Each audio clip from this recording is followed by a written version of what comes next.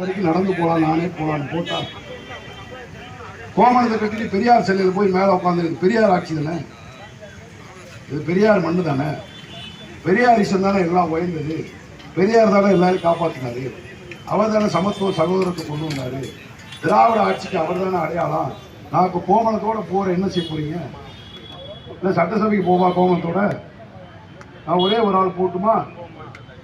என் கூட எத்தனை பேர் கோமணத்தோட வர்றீங்க? வாங்க போகலாம். அதுதான் நாங்கள் இனிமேல் சட்ட துணிமணி போட்டுட்டு நீ மானத்தோட வாழ முடியாது. போலீஸ் எங்களை பாதுகாக்கல, சட்டம் எங்களை பாதுகாக்கல, அரசாங்கம் எங்களை பாதுகாக்கல. கலெக்டர் என்னடான்னு கேட்டா சின்ன உடப்புல போராடுற மேல நிற்கிறாமா, அவனை இறக்குங்கன்னா அவன் விழுந்து செத்தா எனக்கு என்னங்கிறாங்க. இல்லம்மா, ஒருத்தர் செத்து கிடக்கிறான், எப்பயாரு போடுறான்னா என்கிட்ட சாட்சியில் ஆதாரம் இல்லைங்கிறாரு இந்த ஐயா, எஸ்பி ஐயா. என்ன செய்யறது?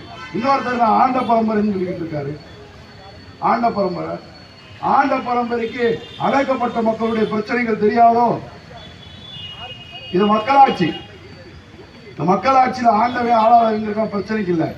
நாங்க போட்ட ஓட்டுல தான் நீ அதிகாரத்துக்கே வந்திருக்க. நீ ஆண்டவனே இல்லையோ தெரியாது, யாரால ஆளுங்கிறத முதல்ல நினைச்சு பாரு. நீ எப்ப ஆண்டையோ, உன்னை யார் ஆள வச்சானோ, எந்த காலத்துல உன் ஆளுக ஆண்டாங்களோ அதெல்லாம் பிரச்சனை இல்லை. இன்றைக்கு நீ ஆண்டு கொண்டிருப்பதற்கு நாங்க காரணம், எங்க ஓட்டு காரணம், எங்க ஓட்டு காரணம்.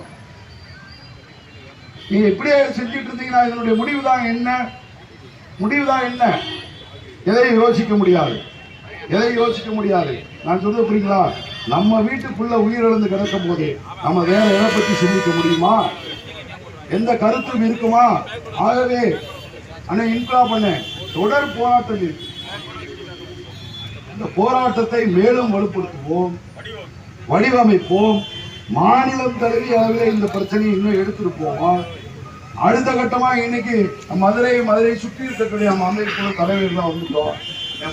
மாநில அளவில் இருக்கக்கூடிய எல்லா தலைவர்களையும் ஒருங்கிணைச்சு ஒரு பெரிய போராட்டமாக விரிவுபடுத்தி எடுத்துட்டு போகணும். நாளைய பிரச்சனை மட்டும் இல்லை, தொடர் படுகொலைகளுக்கு என்ன காரணம்?